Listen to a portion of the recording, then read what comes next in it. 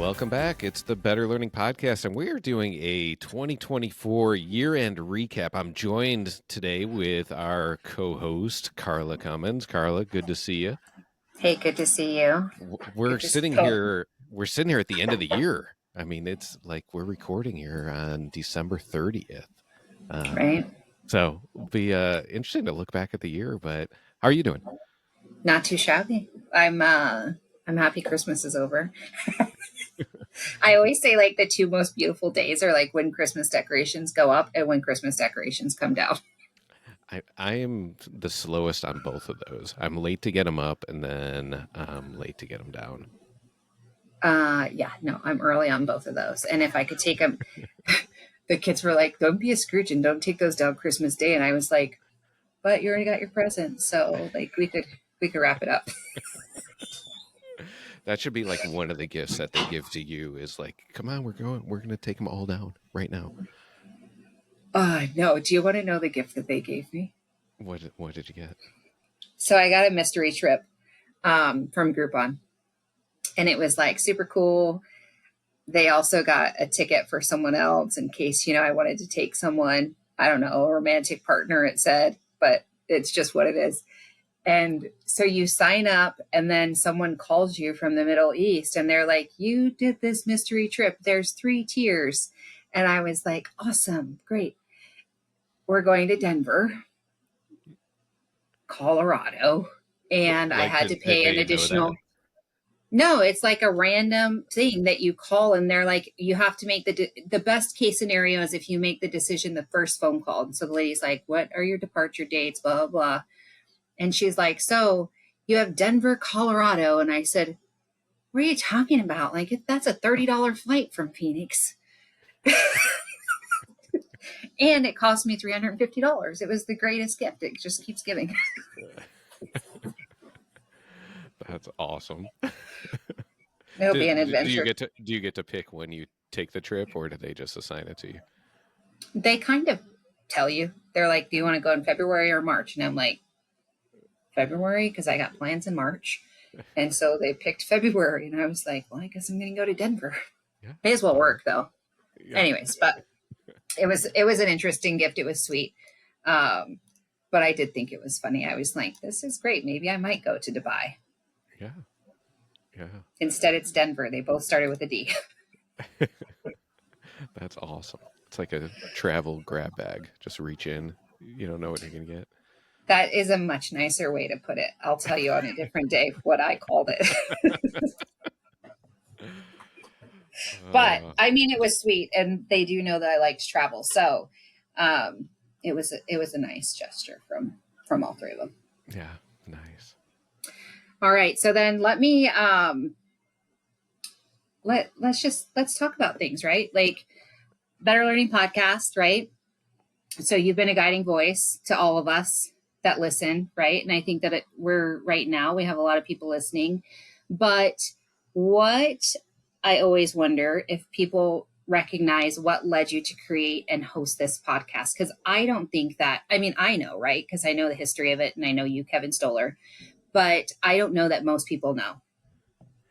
Yeah. It's, I can give the answer, which is the real answer is, I don't know. I mean, if you really if I really get back to we had just written a book, Creating Better Learning Environments, and podcasting back in 2017 was kind of at that first breakthrough point. I was doing it for another organization. I'm like, oh, what a good way to promote the book. Let me interview some people, and we recorded 6 episodes. And the original premise was we really enjoyed interviewing people while we were writing that book. And we were trying to figure out how do we continue those types of conversations. And it really kind of started out as just a way to promote the book. And it just kept going. We just kept doing it. Well, and the conversations have to be interesting, right? I'm sure you've had the whole gamut did you say 2017? Yep. 2017 is when we started doing it. Pure ignorance. I didn't think it started until I came on board, but that's fine. That's just my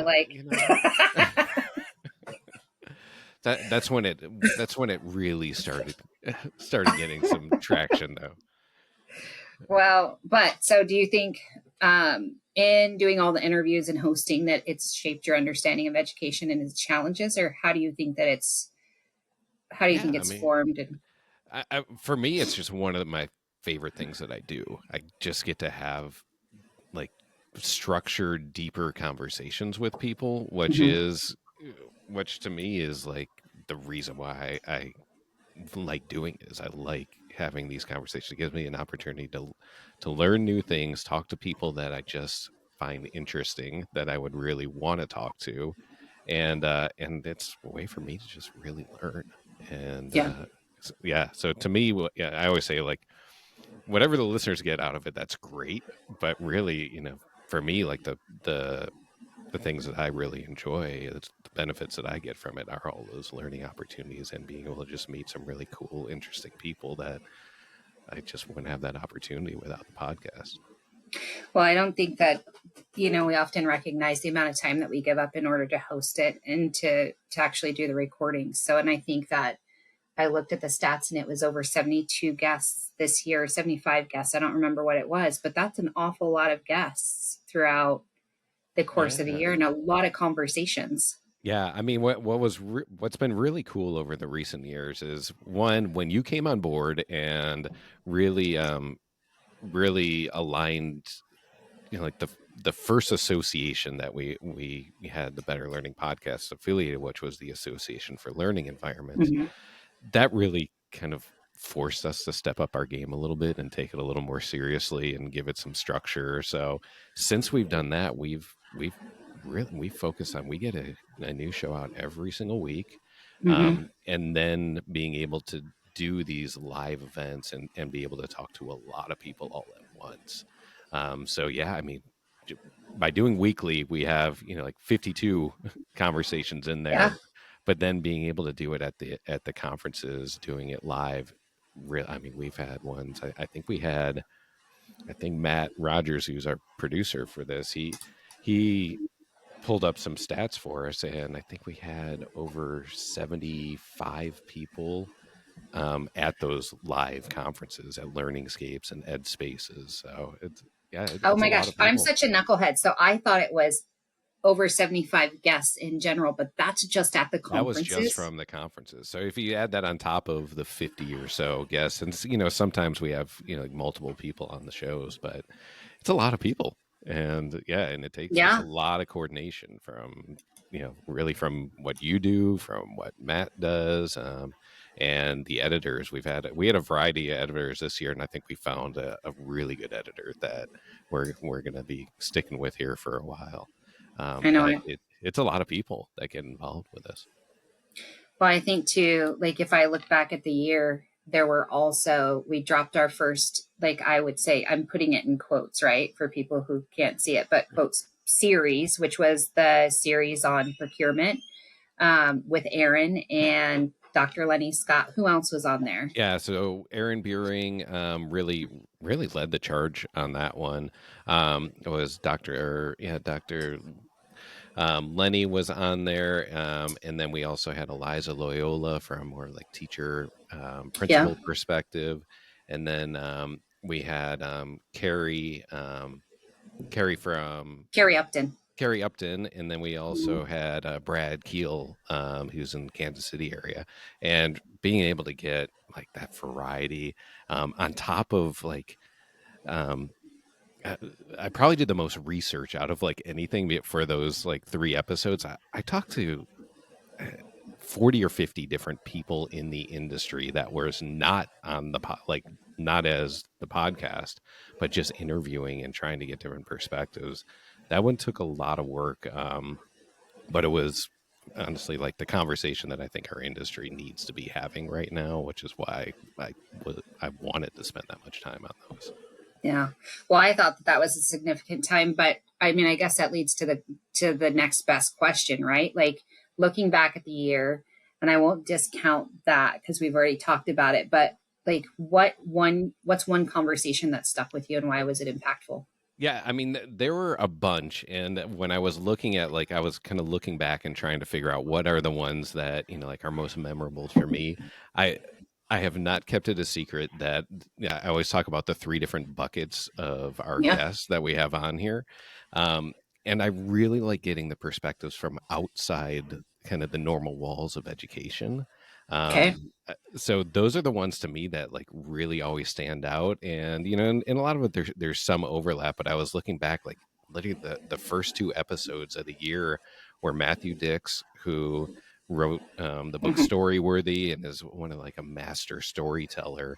Um, he's also a teacher, so he brought kind of different perspective um, into that as well. But his storytelling approach, and then followed up by that, was Claire Coder, who is the CEO and founder of Antflow, which is really one bringing like tampons into schools and really leading this movement of making sure that tampons are available at no cost in bathrooms, not only in schools but really in all public places. Hmm. Those were a couple of them, and then you throw in some of the other ones are like bigger name guests. At least to me, I felt like they like I follow them and they have Yeah. very big followings. Are ones like John Gordon, who's an author and motivational speaker, um, former governor Doug Ducey, who's former governor of Arizona, Hmm. and some of the other ones that were in kind of in there are Matt Boudreau. Matt Boudreau is Yeah. really has a big following and is doing some really interesting things around more of like this micro school. So there were a lot. It's really trying to find the ones that are kind of outside what I would say like just like the normal, like kind of typical or like mainstream approach of education. So those are always the ones to me that are the most interesting. That I love having those conversations. Yeah. So we always talk about all the positive, upbeat stuff, right? But let's go with regrets. Like you obviously have regrets. And a lot of times, like you go into these conversations, and I think that innately we want to dive deeper, right? But you don't always have the time or capacity to do it. So, is there an episode or a topic that you regret not exploring or that you want to revisit? Oh, that's a good question.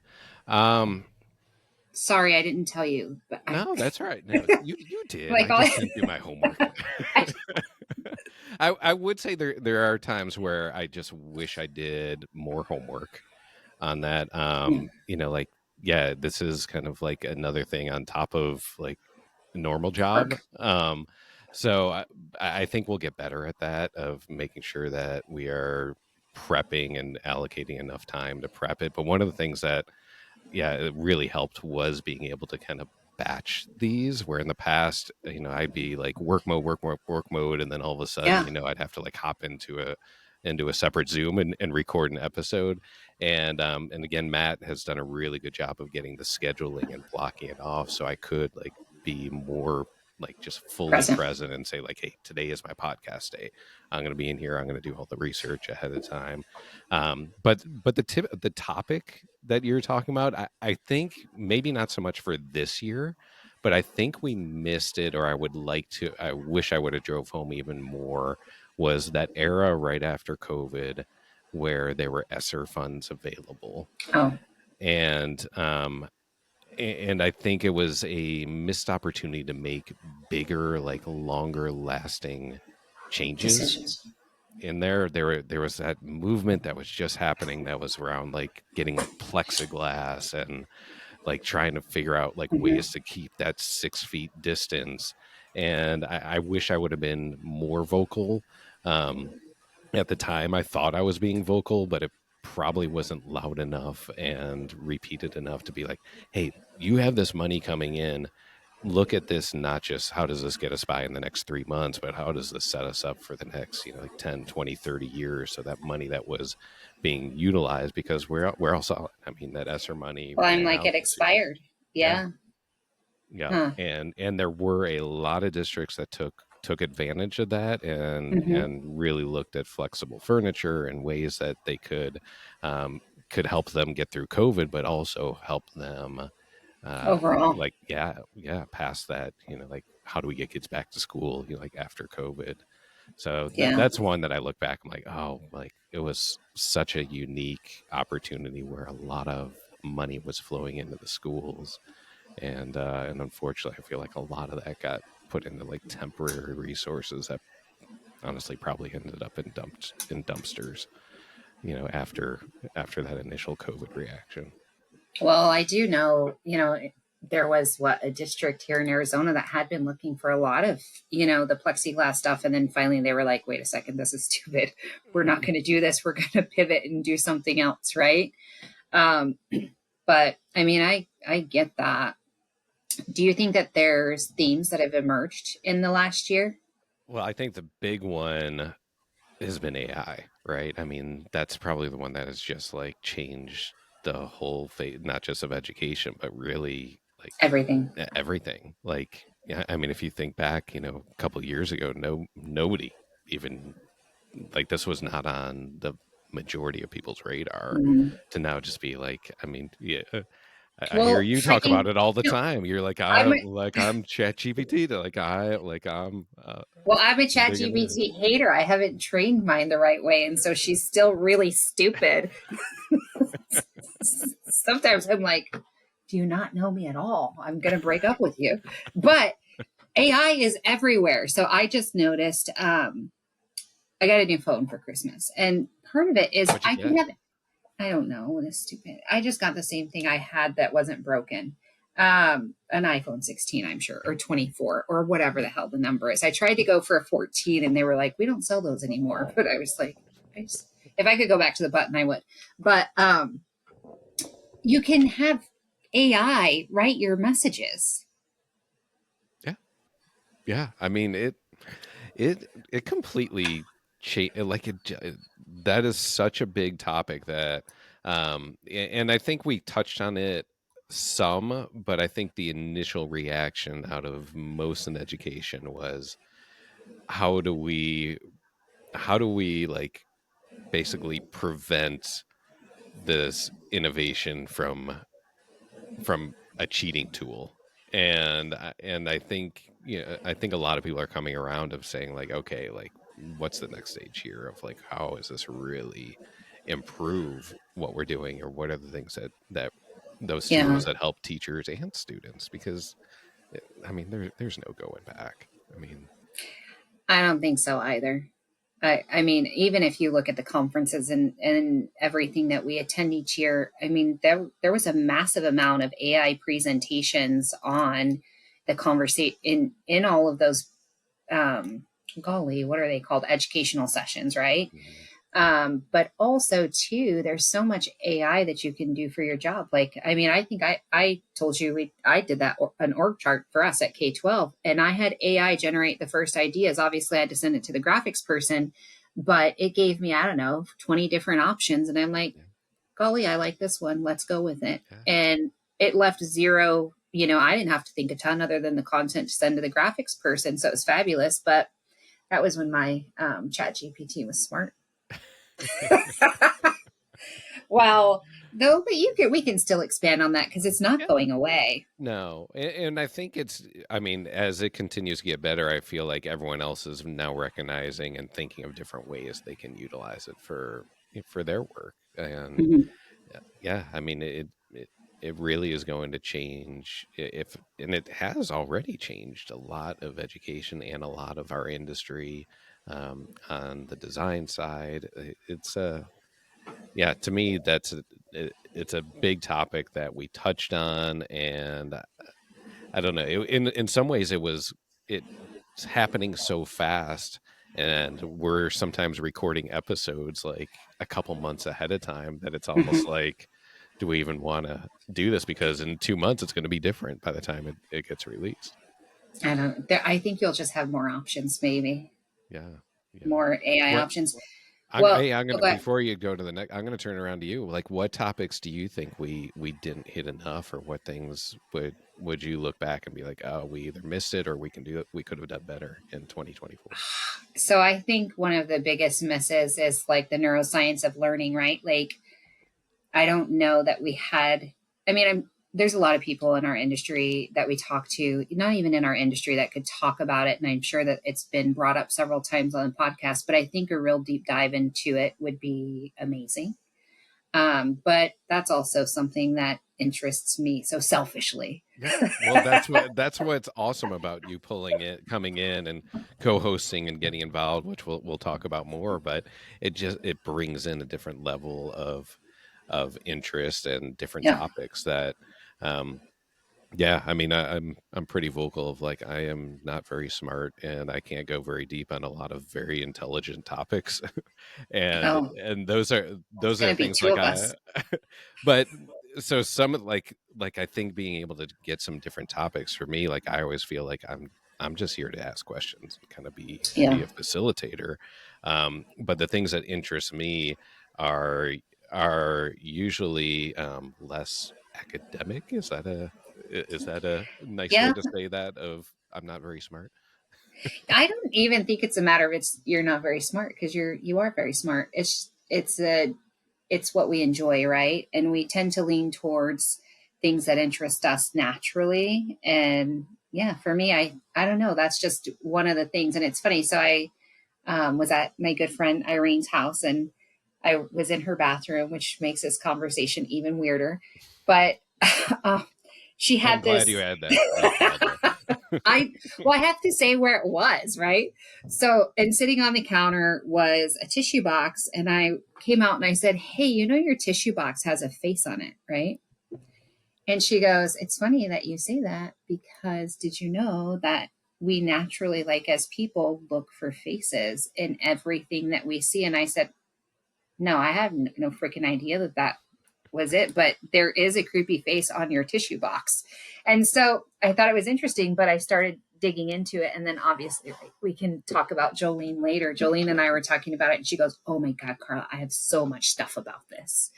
And so she starts sending stuff and talking about it, but it's just like an interesting topic. That's one small portion of it that's really minor, talking about not being very smart as examples. But it's an interesting topic, and two, like what makes us tick and the different age age groups that we cater to, whether or not it's early childhood, elementary, middle school, whatever it might be, is like the science behind it is also different, based on that. And so anyways, it's just Yeah. intriguing. It's a Eh, silly thing. no, but that's what I love about. I mean, I guess we could talk about it a little bit here. Of like, we're going to be trying some different formats in 2025, introducing some new ways to do it.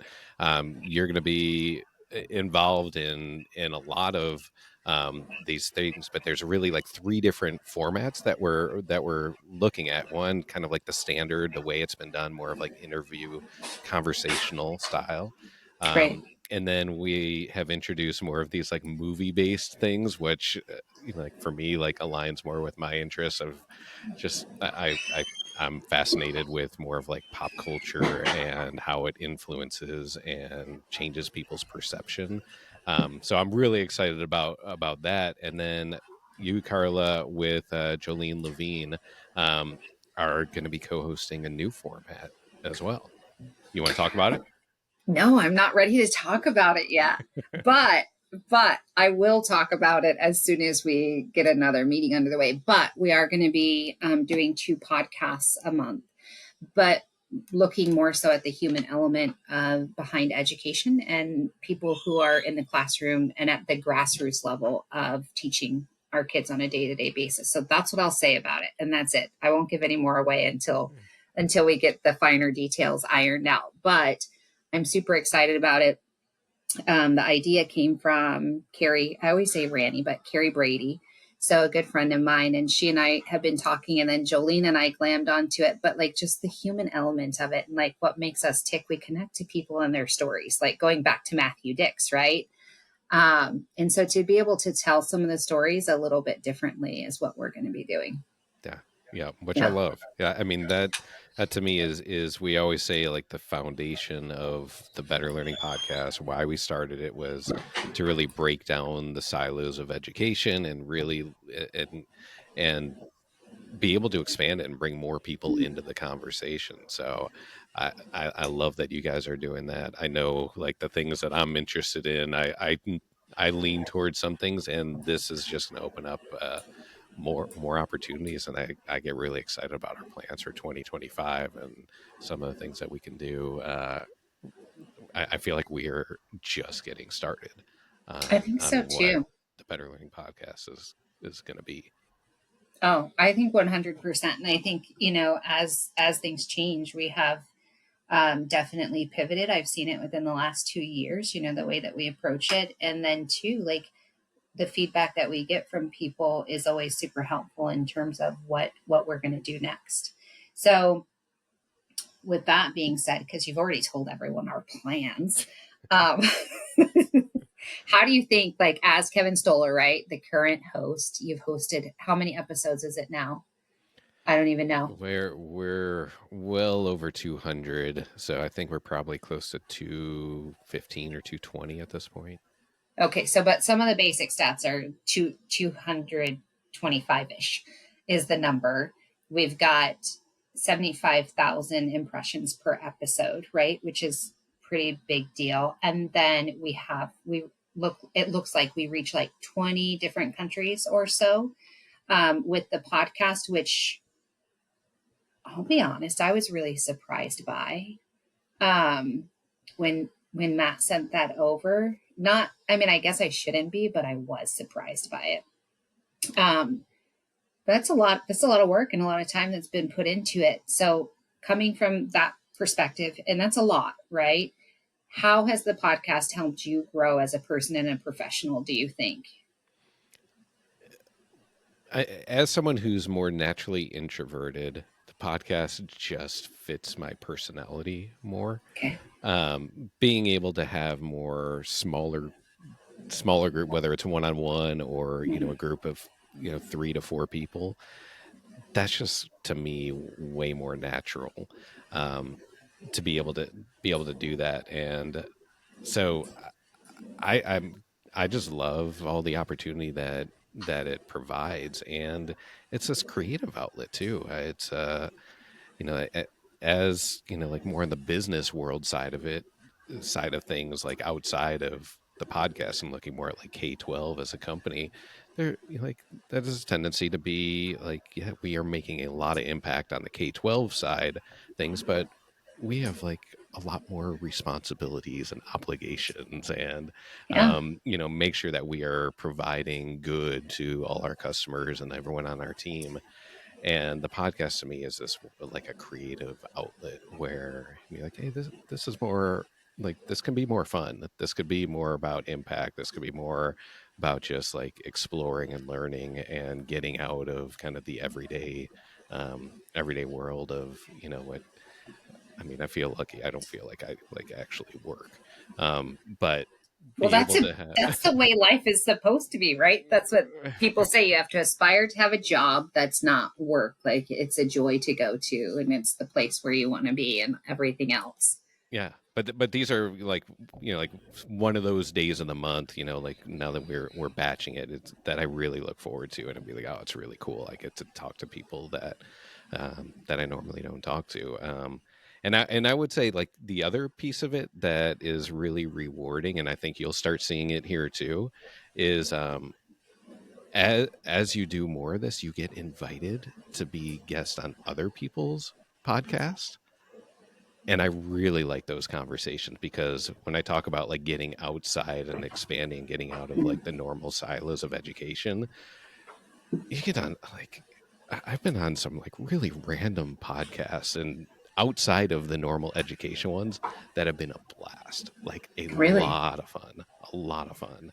Um, Well, yeah, and those are things that like I just didn't anticipate, and um, but are kind of like these side benefits of being affiliated with us. well, I don't know. It's terrifying to me, which is the reason why I've always avoided it. And I'm sure that you're completely surprised by that because my personality and your personality are vastly different. So I'm not introverted, but I don't know. We'll see. So what? All right. So what are you scared about? Oh my God, I'm an idiot 90% of the time. Are you kidding me? Like, so I probably have the same mindset as you of like, well, I'm not very smart, but I just always think like, of course I'm going to go and say something stupid because that's what I do. So no, and it's just too like putting yourself out there, right? Yeah.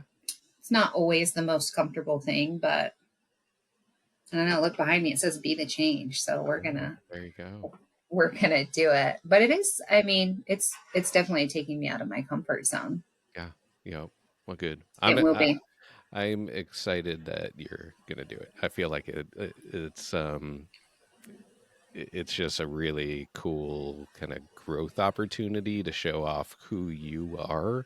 I always tell you you are a one of a kind, probably the best person that I've ever met of being able to connect with other people and really become like best friends with people in the matter of like minutes. Like I've never It's because seen anyone be able to do that like you do. I always joke. I'm like SpongeBob. I just love everyone, and I think, and the other thing is, I think they're so important, right? No matter who they are, I think that they're so important. It's just a weird. I don't know. It might be. It's a it's a plus, but I think my mom used to tell me it was a curse too. So okay, looking at 2025, right? Or actually, let's look at 2024 because we're still here. So, what do you hope that people take away from this year's episodes? For me, I really try like if you look at these on an individual episode, it may be harder to see, but and it helps me even looking back at the year to just be like, there is intention on who we had on the show and the topics that Yeah. we talked about. It and it may not feel like so in your face on here, but um, I really look at this from like a macro perspective of education, and if you look at a lot of the themes, there is a massive shift that is happening in education right now. Mm, And if everyone in their own individual world may not see it happening, um, and, but it is happening. And I feel like the majority of the country is going to kind of all of a sudden open their eyes and be like, "Oh, what just happened to this like traditional education system? It's very mhm, different." And I think there's going to be a moment in time where almost like everyone recognizes it together, but it's been happening. This isn't an immediate change. This has been a pretty fast incremental change of what the landscape of education looks like. And when I talk about that, it used to be 85% of kids went to what would be considered kind of like a traditional district neighborhood school. And that is shifting very, very quickly. And it's becoming very fragmented. mhm. Like when I say fragmented, everything from what some people would just say like charter schools and more just private schools, like there's an expansion kind of happening there, but there's also this expansion of micro schools and homeschooling and online learning and experiential learning and all these just variety of like educational experiences going on. Yeah. And it would be hard to identify if we weren't in a position like this where we were talking to a lot of people. Well, I think we have like a helicopter view too. In our day to day jobs, we're looking at environment, right? And so we have a very focused view and perspective. But I do think that the podcast does give us sort of that helicopter element to it. So, in wrapping up, I have one last question. Are you okay with that? Yeah. Yeah. Okay. And I'll think of how to preface it. But if you could inspire listeners, I just think of with our team, we did John Gordon's one word, right? I think yours was growth. Was it growth? Yep. Grow. Okay, or growth. Sorry, mine was seek. But taking that into perspective and just adopting it for this too. If you could inspire listeners to take one action away after hearing this episode, what would it be? I would say like just to engage. Like wherever you're at, like to the listeners on here, get involved wherever you are called to get involved in there, and find like what is it that gives you kind of that fuel to your passion, or that outlet for your passion in there. Um, there like I just think we're in a really cool era right now, Mm, and we need people to step up. So if this and listening to this, you get any ideas or anything to be like, oh, I should do that. If you have that thought, you probably should do that. And yeah.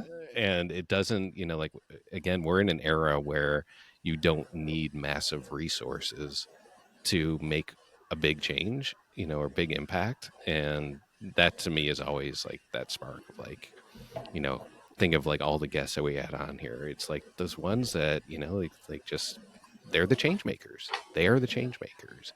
And Yeah. I hope we just continue to grow the number of change makers in there. How about you? I don't know. I think Jolene actually made a post on LinkedIn recently that talked about fear, right? And just, I mean, kind of the same thing as you is like if there is something to pursue it, right? And to find that purpose and where purpose and passion meet and to propel yourself forward. But I mean, that would be mine. I didn't think about this question to answer for myself, Gavin. I thought about it for you, for you. But I mean, there's growth opportunities in everything, right? And just to eliminate the fear associated with trying new things, doing new things, but also to like doing the same thing differently. Um, we sometimes don't realize that there's a huge benefit in doing something that you do on a day to day basis different than you did last week. And it can completely change the trajectory of what you're doing. Um, Probably would be mine. Yeah. All right. And my follow up to that is your one word was seek. What? Mine was Seek. Yeah. Yeah. Yeah. What? Give some context to that. It was a freaking cheater word. Are you kidding me? I felt because I couldn't choose one. So I felt like Seek could, I mean, go across the board. So personally, professionally, you know, I'm personally, I like things to be, I like to know, right? Like I like to know the outcome. I like to know what I'm doing and to be able to like plan out things. Uh, I probably am too rigid about it. If I know you don't think that, but I am. But I think like seeking more information, seeking new adventures, like seeking new purpose, like all of those types of things, I think it Okay. can be towards. So I need to just be more open to things. Well, I'm excited to watch you on this journey here. So, yeah, I mean, as we wrap this up, I think some of the partners that we have here are just so important. We're just so grateful for the partnerships. And really, when we look at kind of the associations and organizations we're affiliated with, Association for Learning Environments, Ed Market, Catalyst GSE, which is University of Pennsylvania, more on the ed tech side, and Education Leaders Organization and Second Class Foundation.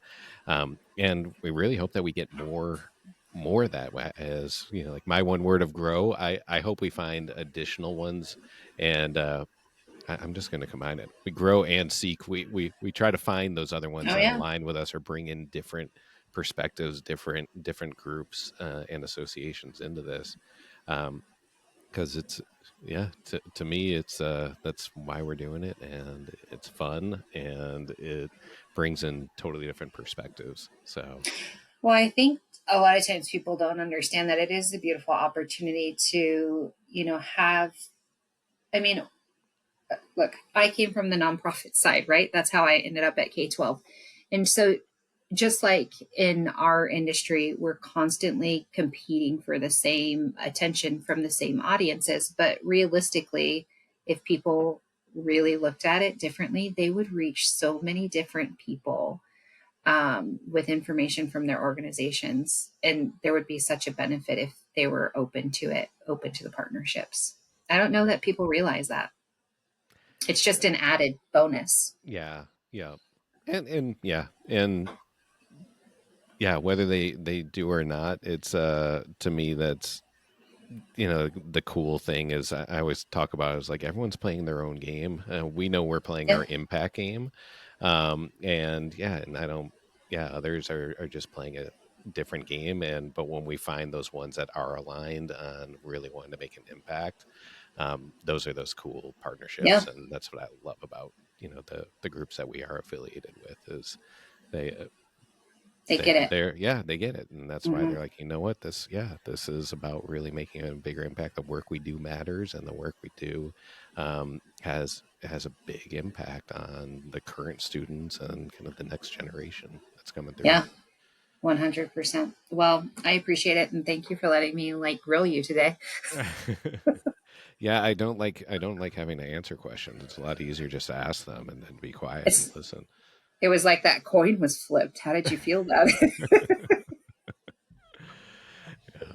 Well, I'm excited to have it. That's what I always enjoy is, yeah, you never know where you're going to twist the conversation and take it differently. And that's what I love.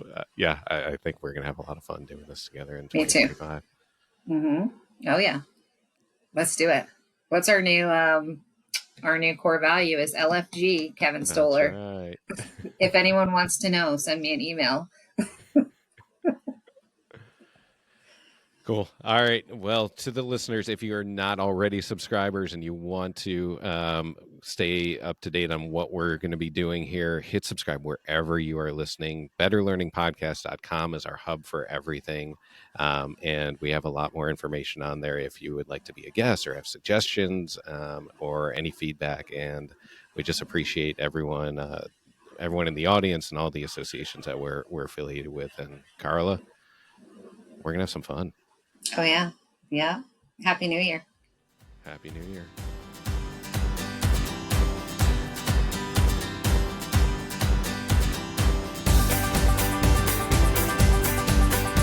The views and opinions expressed on the Better Learning Podcast are those of myself as an individual and my guests, and do not necessarily represent the organizations that we work for, the Association for Learning Environments, K-12, Education Leaders Organization, or Second Class Foundation.